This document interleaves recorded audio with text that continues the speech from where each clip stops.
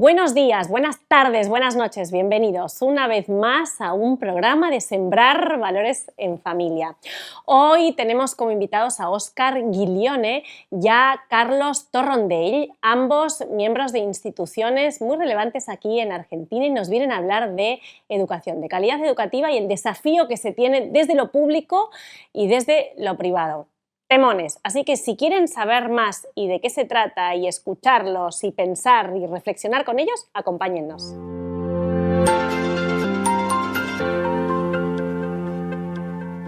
Un placer para nosotros tener hoy aquí en piso a Carlos Torrondell, quien tiene la desafiante tarea de hablar de un tema tan amplio y tan comprometido y tan desafiante como es la educación. Carlos, muy bienvenido. Bueno, una alegría enorme. Pronunciaste mi apellido como se pronuncia en Cataluña. A la perfección, porque es mallorquín, ¿cierto? Exactamente. Así que lo he pronunciado como se debe. Pensé que me lo iba como a confundir, a olvidar, pero no podía ser de otra manera.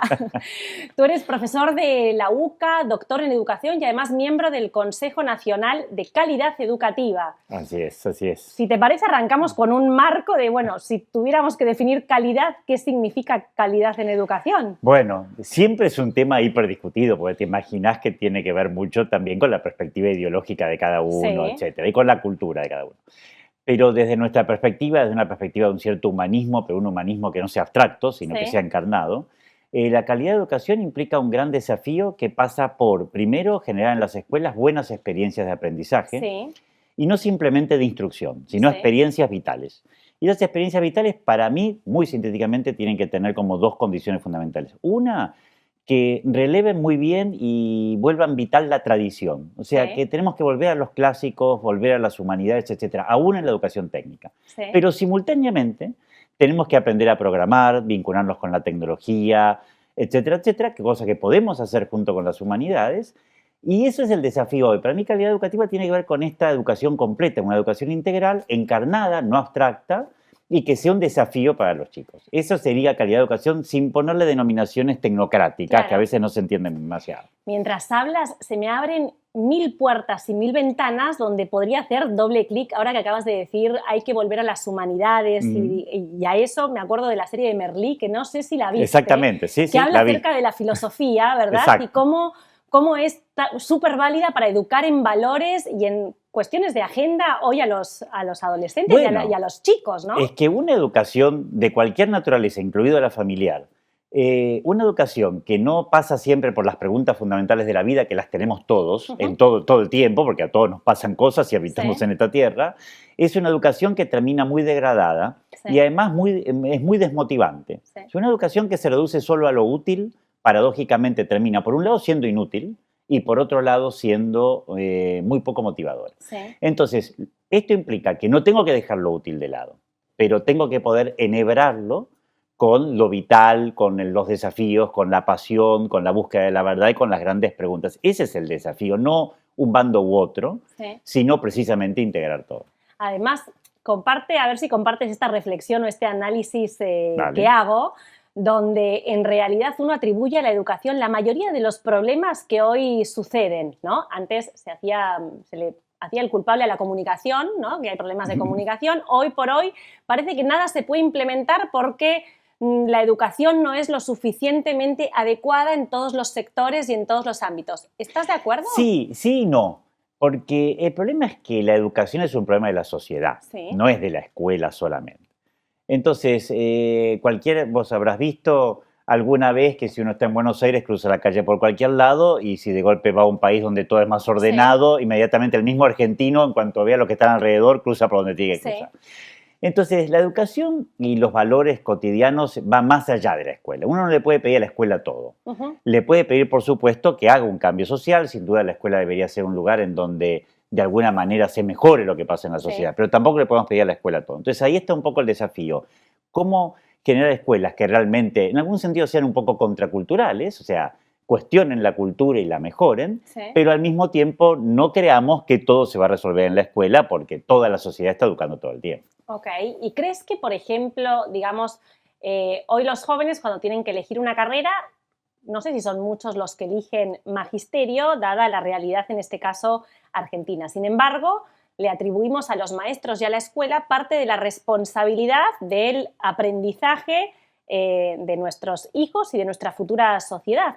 ¿Cómo podemos combatir ese problema que hay hoy, que tal vez hay poca gente que está seducida por lo que sería el ámbito educativo, dadas las circunstancias actuales del país? ¿Cómo lo ves eso? Mira, es un problema que tiene dos niveles. Un nivel es el nivel occidental. O sea, Sí. en todo Occidente hay una crisis de vocaciones educativas, en Inglaterra, en Estados Unidos. En Estados Unidos, por ejemplo, a los 5 años pasados, luego de que alguien se graduó para docente, abandona la docencia la mitad de la gente que estudió para ser docente. ¿En serio? ¿Y en qué Sí. siguen después? Bueno, hacen otras Cualquier- cosas. Entonces, para que veas que eso, y estamos hablando de Estados Unidos. Sí. Entonces, es un problema general en América Latina. También hay crisis en Chile. De hecho, hay una página web que se llama Elige Educar Mira. en Chile, fruto también de una iniciativa inglesa. O sea que hay muchas iniciativas para tratar de poner en valor lo educativo en un occidente que tiene una crisis cultural. Bueno, siempre se puede hablar de crisis culturales, pero claramente hay una crisis en torno a ciertos valores. En el caso argentino, como vos muy bien señalás, lamentablemente muchas cosas se agravan. Obviamente hay una crisis particular, porque la educación argentina hay una percepción, que en parte es verdadera y en parte no, de que hay un deterioro Ujú. de la educación. Las escuelas están muy demandadas, muy en crisis, las condiciones no son buenas, todo el deterioro económico y social obviamente impacta sobre la escuela, que es la trinchera hoy de la sociedad y la cultura. Entonces, efectivamente, motivar hoy para que alguien sea docente es bastante difícil. De todas maneras, como yo siempre insisto, la Argentina, y lo veo por la formación docente que tenemos y también por lo que sucede en el mercado laboral, la Argentina hoy tiene crisis en todos los ámbitos Sí, del trabajo. cierto. Entonces, en realidad, y eso es un mensaje lindo y creo que va más verdadero, no solo lindo, en realidad yo le puedo asegurar a cualquiera que tenga vocación educativa por lo social y por lo cultural que si se mete en la educación, lo hace con ganas, encuentra los lugares adecuados, se puede hacer una muy linda carrera, una muy linda profesión y además vivir razonablemente bien dentro del contexto argentino, por supuesto. Claro, y que alguien te recuerde con cariño, porque ¿quién Eso no sin duda. tiene un profesor que en la primaria o que en su etapa en el colegio recuerda? No sé, Eso sin digo, duda. Pero por eso me parece que simultáneamente uno tiene que tener la vocación, por supuesto, Sí. y hay un montón de gratificaciones propias de esa vocación, pero no pensar que esa vocación es una especie de martirio, porque sin duda es difícil, como muchas otras profesiones, pero tiene un gran equilibrio de dolores y de alegrías y es posible desarrollarse profesionalmente muy bien. Es muy desafiante, sobre todo en este momento de cambio Sí. educativo, es muy lindo poder crear cosas nuevas en las escuelas. Así que yo te diría que vale la pena. Es increíble el poder de transformación que tiene la educación, Sin duda. ¿no? O tal vez podrían incluso pensar en una carrera de magisterio parecida a la de medicina, en el sentido de que hubiera una básica, ¿no? Digo, que te dé los elementos y después esas Bueno. especializaciones, digamos, puntual, no solo Exactamente. según los grados y demás, ¿no? Y las etapas, sino como en cuanto a los temas, como se hace, por ejemplo, en Estados Unidos. Sí, efectivamente. Mira, nosotros en la UCA tenemos una formación docente que está muy centrada en el desarrollo de capacidades Sí, profesionales desde una perspectiva humanista y cristiana y le damos mucha importancia a la práctica profesional. O sea que tratamos justamente de ir vinculando a los chicos ya desde la carrera de grado con las distintas áreas de conocimiento, más allá de que hoy hay mucha interdisciplinaridad y eso es bueno que ellos lo aprendan a hacer. Hay que aprender a, digamos, destabicar el conocimiento. Hay Sí. una tradición muy negativa que nos lega la modernidad, que es un conocimiento muy partido. Pero nosotros tenemos que aprender a integrar el conocimiento e integrarlo con la práctica y con la toma de decisiones. Claro. Entonces, todo eso es un desafío que estamos tratando de desarrollar y que es clave, como vos señalas. Carlos, y me hablaste de 3 pilares, digamos, a través de los cuales se mide la calidad de la educación. La pregunta es cómo está Argentina si lo comparamos con el resto de Latinoamérica y de las herramientas que se tienen en el resto de la región. ¿Cómo está y cómo se mide? Sí, por un lado, siempre lo educativo es difícil de medir. Por eso hay siempre la calidad educativa tiene algo de misterio, no es fácil de atrapar todo lo que sucede en la formación de una persona y llevarlo a un número. Entonces esa es la primera advertencia que hay que hacer. Una cosa es la salud, yo te mido los glóbulos rojos, bueno, está clarito, pero en educación evidentemente es más complejo e inasible en un punto. Pero más allá de esa primera advertencia, hay muchas evaluaciones como las pruebas PISA, las pruebas Aprender que se hacen en la Argentina o las pruebas que hace la UNESCO para América Latina, Que tratan de estandarizar un poquito, digamos, claro, que obviamente miden un aspecto, claro. miden cuestiones de lectoescritura, elementos de matemáticas, ciencias sociales, naturales, comprensión lectora en el caso de la primera dimensión, capacidad de escritura, en fin. Entonces, en ese contexto, muchos países latinoamericanos han ido avanzando y la Argentina mostraría que hay una cierta crisis y un cierto retroceso que sobre todo se ve también hace poco el Observatorio Argentino por la Educación hizo una investigación donde muestra que en tiempo y forma del nivel secundario se gradúa el 13% de los chicos en edad. ¿Qué quiere decir en tiempo y forma? Quiere decir que terminan a los 17, 18 años y que además tienen los conocimientos adecuados para haber terminado el secundario. Eso da 13%. Pero es un porcentaje respecto el total de la población de 17 y 18 años. Ok, pero de Argentina. De Argentina. No Entonces, ¿y eso comparado con la región? Yo no tengo estudios comparativos con la región. No los hay, o por lo menos no hechos de la misma manera que en la Argentina, por lo tanto no lo puedo comparar. Sería comparar peras con manzanas. Exactamente. Pero sí está claro que nosotros, por ejemplo, tenemos una tasa de graduación más baja, cosa que antes no teníamos, que algunos países latinoamericanos, como por ejemplo Chile, Perú y Uruguay.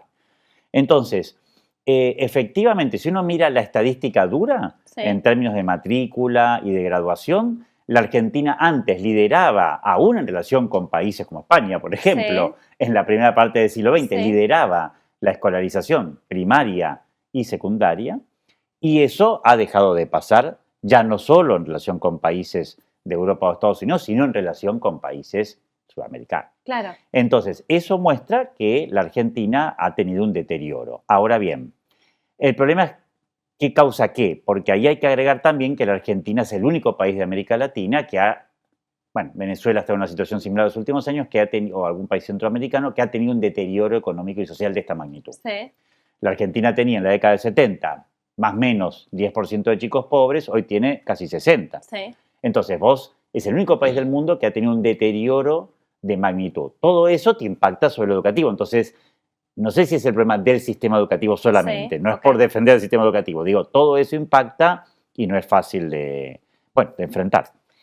Como consejo, digamos, no como consejo que yo te doy a ti, sino como miembro del consejo que formas parte, digamos, tienes toda la parte regional, nacional, institucional.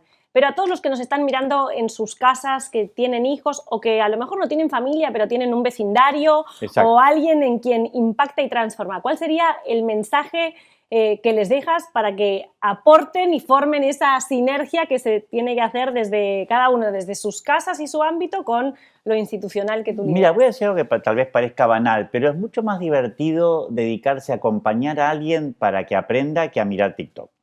Entonces, yo creo que uno puede mirar un TikTok un ratito, porque siempre el TikTok puede tener alguna enseñanza, digamos, en todos los medios uno puede transmitir algo valioso.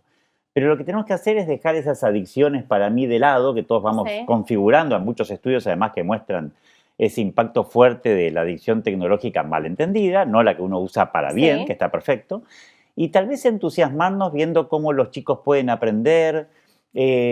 Mucha gente algunos le leen los clásicos a los chicos y los chicos se entusiasman recorrer lugares, o sea, dediquémosle un poco de tiempo, no en la cultura, en un sentido culturoso, sino a darnos cuenta que detrás de la cultura humana hay cosas muy lindas, muy vitales, que nos pueden atrapar, muy interesantes, y que cuando los chicos y los grandes también nos ponemos en contacto con eso, cambia nuestra vida. Así que yo diría que la educación es una aventura para estar mucho mejor de lo que estábamos antes y mucho más entretenidos en el profundo sentido del término. Bueno, muchísimas gracias, Carlos. Después iremos a la parte más de lo público, al desafío de lo público, pero desde lo que es la calidad, el consejo y el desafío para las casas, nos quedamos súper satisfechos. Me quedaría un ratito más, pero tenemos que irnos a una pausa, así que gracias por acompañarnos. Así es, bueno, gracias a vos. Gracias, Carlos.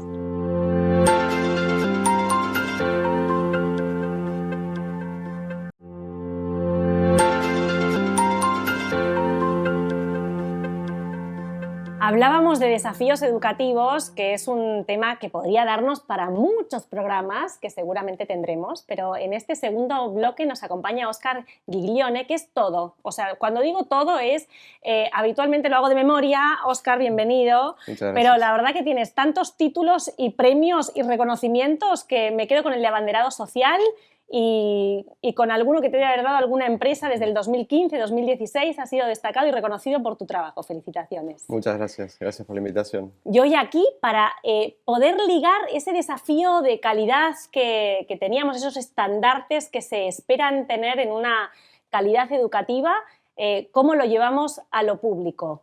¿Cuál es ese desafío? ¿Cuáles son las luces y las sombras? Mira, hay un punto de partida que suelo utilizar, que es el siguiente. Cuando uno en general le pregunta a un padre o una madre cómo ve la educación de sus hijos o la educación de la escuela donde van sus hijos, te dicen que es buena, que reciben todo lo que se espera y están en general satisfechos. Pero cuando le pregunta por la educación del país, bueno, ahí todo es más gris o más negro y entonces hay que pagar mejores salarios y tener mejores escuelas y más capacitación y entonces los estándares no están o no alcanzan y todo es negativo y eso también uno lo ve muchas veces en los discursos de la política o las tapas de los diarios. Entonces es como que hay algo raro ahí, como la educación de mi metro cuadrado está bien, pero la educación de mi comunidad o de mi país no. Sí.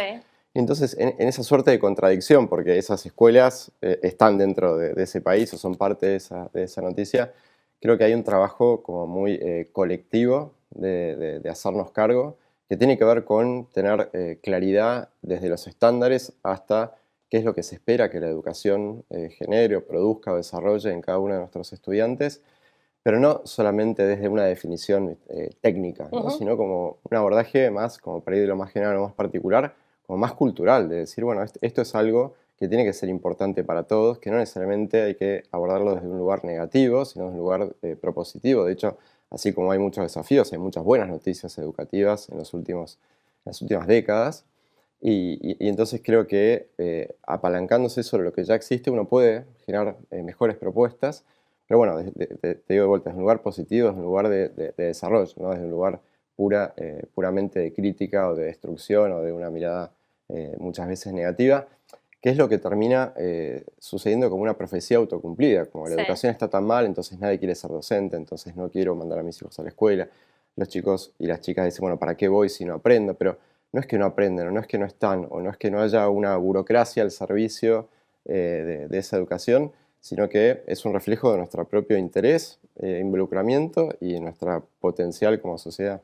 Además, tu testimonio es valioso porque tú has formado parte del sector privado, has formado parte del sector social y ahora formas parte del sector público en el gobierno de la ciudad, ¿cierto? Sí, Estás en el Ministerio de Educación. Sí. Por tanto, digamos, en los tres sectores y finalmente te dedicas en un ámbito público. ¿Cómo lo conjugas? ¿Por qué decidiste pasar, digamos, quedarte en lo público sabiendo que hay tantos desafíos y tanto descontento social, ¿no? Porque uno, como bien decías, atribuye todos los problemas a la educación. Hay una frase que dicen que es de Sarmiento, ¿no? Que todos los problemas, en definitiva, están vinculados con la educación.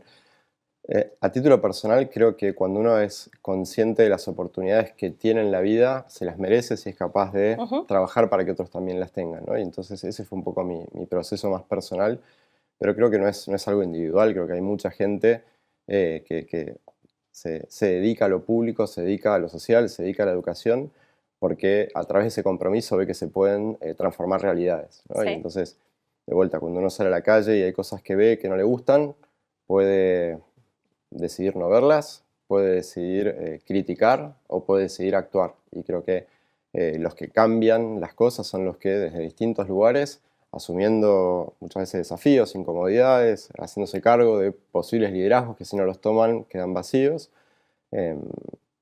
podemos construir algo que esté más cerca de lo que soñamos. Entonces, bueno, si además tenemos mucho para dar, bueno, ahí está no solo la oportunidad, sino la responsabilidad de hacerlo. Algo positivo, ¿no? Digamos. Sin duda, ¿no? Y en ese sentido, obviamente, la empresa, el sector social, las ONGs, los sindicatos, y ni que hablar el Estado, tienen una responsabilidad muy grande. Hablábamos antes de empezar, por el potencial que tienen, pero por el poder que tienen también, ¿no? Uno a veces dice la política, el vínculo con el poder. Enhorabuena, el poder hacer, ¿no? Sí. Entonces, la sociedad nos empodera a nosotros para que nosotros, junto con la sociedad, podamos hacer. Entonces, no es solo el potencial de la escuela, el potencial no sé, del sistema educativo, Sí. es el poder de la escuela, el poder del sistema educativo de transformar realidades. En la ciudad nosotros trabajamos muchísimo desde el trabajo articulado con las familias y con la dirección de la escuela, con cada uno de sus docentes, poder trabajar en conjunto para que los niños y las niñas no solamente estén en la escuela, que muchas veces ya eso es un paso muy importante, sino también que aprendan lo que tienen que aprender en orden a desarrollar el potencial que tienen para su futuro, para que puedan seguir estudiando cuando terminen la escuela, para que puedan trabajar, para que puedan ser miembros plenos de nuestra sociedad. Bueno, eso requiere un trabajo muy articulado, donde hay que hacerse cargo, en definitiva. Sí, porque en realidad, digamos, sobre todo se da en la escuela pública y no tanto en la privada, corrígeme si no es así, que el Estado, cuando trata de intervenir en la parte educativa, se encuentra con otras problemáticas que no solo tienen que ver con la educación, ¿no? Que tienen que ver con las necesidades, con el hambre, con la parte habitacional. Digo, ¿cómo, desde tu también vocación, digamos, social, cuando intervienes en lo educativo, cómo integran todas esas necesidades que se ven más en lo público, entiendo, que en lo privado? No es un tema, no es tan así, en definitiva, no es tan público-privado o de gestión estatal y gestión privada, y no solo el caso de la Ciudad de Buenos Aires, el caso de la Argentina, con las tasas de pobreza que tenemos y con los desafíos que tenemos en el país. Este es un tema absolutamente transversal para toda nuestra sociedad. De hecho, si bien hay algunas cuestiones, como mencionabas, de desafíos particulares en algunas comunidades, los resultados de aprendizaje no son buenos y malos, ¿no? No es que los de la gestión privada son buenos y la gestión estatal son malos, para nada. O sea, hay obviamente algunas diferencias, también en una situación de mucha heterogeneidad en el país, pero estamos todos en el mismo barco, ¿no? Entonces, sin duda ahí, por ejemplo, el tema de los aprendizajes, el tema de la inclusión educativa, no distingue por tipos de gestión. Más bien ahí yo creo que la diferencia la hacemos las personas. Sí. Entonces, bueno, ya sea que trabajes en una escuela de gestión privada, en una escuela de gestión estatal, en el Ministerio de Educación de la ciudad, de la nación o de cualquier provincia del país, tenés las herramientas y la oportunidad de hacer esto que decíamos antes y apoyarte sobre lo que está. Y no es que en un sector haya menos posibilidades que en otro. De hecho, hay desafíos en cualquiera. En cualquier ámbito. Y si esta pregunta pensaba, si tuvierais que mirar, o a quién mira el gobierno de la ciudad en el exterior, o en realidades o gestiones que les gusten y que intentan copiar, porque la verdad que hay muchas cosas que ya están hechas, que ya están implementadas y está bueno copiarlas. ¿A dónde miráis vosotros? Está bueno tomar referencias. En general, cuando uno quiere copiar y pegar algo, en general no funciona porque cada realidad es distinta, claro. cada contexto, cada comunidad.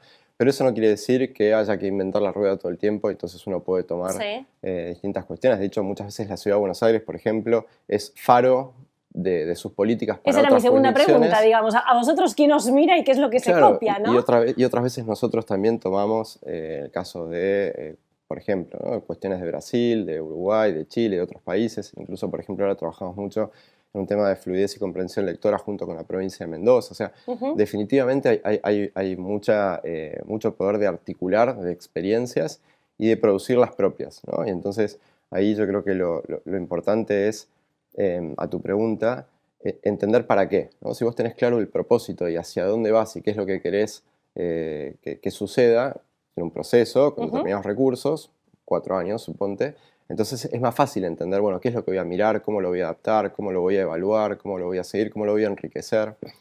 En nuestro caso, por ejemplo, ya hace varias gestiones tomamos al inglés como una prioridad, ¿no? Bueno, la ciudad es una ciudad de Buenos Aires, está integrada a la región, al país, se recibe mucha gente en términos de turismo, pero también exporta muchísimos servicios y el inglés, por ejemplo, es algo fundamental, por lo tanto es una política desde primer grado hasta el último año de la secundaria, transversal desde hace muchos años, y entonces a partir de esta experiencia otras jurisdicciones también muchas veces nos consultan, nos preguntan y compartimos experiencias.